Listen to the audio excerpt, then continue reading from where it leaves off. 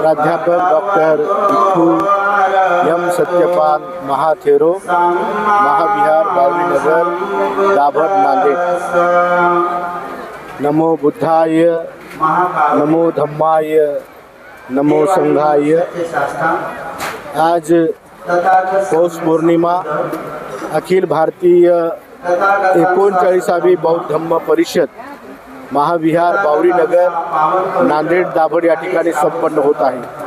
या धम्म परिषदेचे अध्यक्ष पूज्य भदंत धम्मसेवकजी महास्थवीर, या धम्म परिषदेचे उद्घाटक श्रीलंकेवरून आलेले माजी खासदार अतुलप्रिय रतन महाथेरो श्रीलंका आणि उपस्थित संपूर्ण भिक्खू संघ, या धम्म परिषदेचे मुख्य संयोजक आदरणीय महाउपासक डॉक्टर SP गायकवाड सर आणि संपूर्ण उपस्थित उपासक उपासिका, बालक तथा बालिकांनो, 2 दिवस चालणाऱ्या या बौद्ध धम्म परिषदेमध्ये उपासक उपासिकांमध्ये श्रद्धेचं धन निर्माण व्हावं, शील धन निर्माण व्हावं, लज्जा धन निर्माण व्हावं, पाप भिरुता धन निर्माण व्हावं, श्रुत धन निर्माण व्हावं, त्याग धन निर्माण व्हावं आणि प्रज्ञाधन निर्माण व्हावं, या दृष्टिकोनातून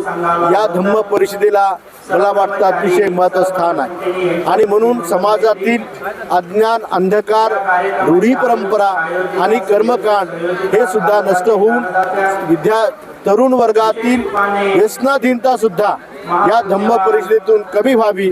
समाजामध्ये ते वैरत्व निर्माण होत आहे, जातीयता वाढत आहेत, तिला सुद्धा मूठ माती देण्याचं काम मला वाटतं या धम्म परिषदेतून झालं पाहिजे आणि संबंध समाजाला जागृत करण्याचं काम ही धम्म परिषद करणार आहे।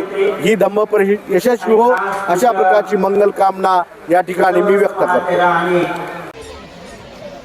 इथे स्टेजवर भिक्षू बसलेले असताना त्यांच्या समोर डोके वर करून तुम्ही चालत जाऊ नये, तुम्ही चालत जाऊ शकत नाही। जायचंच असेल तुम्हाला तर पलीकडच्या बाजूला येता। श्रीलंकेमधून भिक्षू या ठिकाणी आले, ते तुमच्याकडून जे पाहून घेऊन जातील त्याचं भान ठेवा। कोणीही स्टेजच्या समोर मोठे भिक्षू बसलेले आहेत त्या बाजूने येता कामा नये किंवा जाता कामा नये। जायचं यायचं असेल तर स्टेजच्या डाव्या बाजूने तुम्ही जायचे। मोठ्या भिक्षूंच्या समोर कोणीही उभं राहायचं नाही किंवा यायचं नाही, जायचं नाही।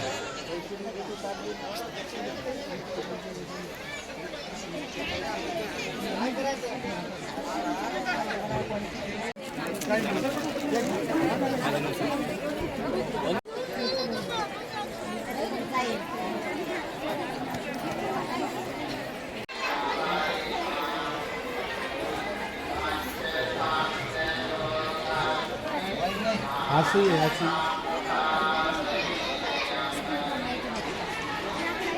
हाँ ओके।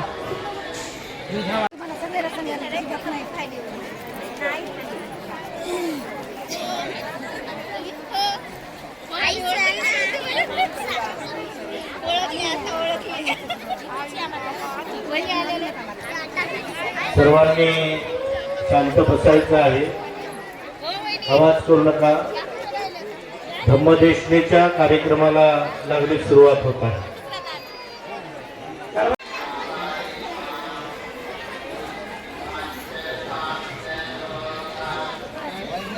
ऐसी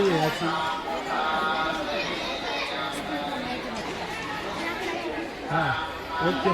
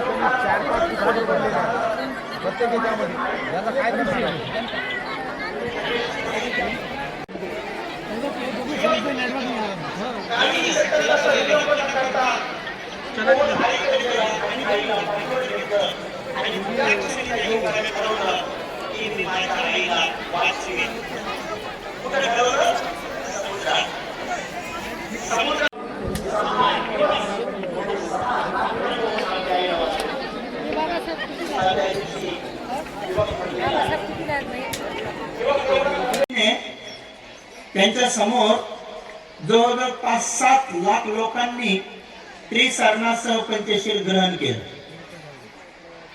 म्हणजे बुद्धाला अनुसरतो, धम्माला अनुसरतो, संघाला अनुसरतो असं 3दा म्हटलं. त्यानंतर बोधिसत्वाच्या समोरच जे ते तरुण युवक अनेक पुण्य पारमितेमुळे भिक्षू झाले, त्या पहिल्या फळीमध्ये आमचे धम्मकीर्ती भंतेजी असतील, सदानंद भंतेजी असतील, पूज्य धम्मसेवक भंतेजी असतील, हे जे महापुण्यवान युवक होते यांनी पुढे पुस्तक लिहिले. लोकांना माहित नव्हतं की हे काय म्हणायचं वंदना म्हणून. यांचे उपकार आहेत की ह्या तरुणांनी बाबासाहेबांपुढे बसून ज्यांनी 22 प्रतिज्ञा घेतल्या, त्यामध्ये सदानंद भंतेजी, धम्मरत्न भंतेजी आणि धम्मकीर्ती भंतेजी अगोदर, बदननाथ कौशल यांचे अगोदर होते, सुमित भंतेजी हे लोक 7 जण अगोदर होते. पण याची नंतरची तरुणांची जी पिढी होती, भिक्षू जे झाले, तर त्यांनी ग्रंथ काढले वंदनेचे, की जेणेकरून लोकांना वंदना कळली पाहिजे. बऱ्याच जणांनी मराठीत अर्थ पण लिहिला. आणि दिवसांना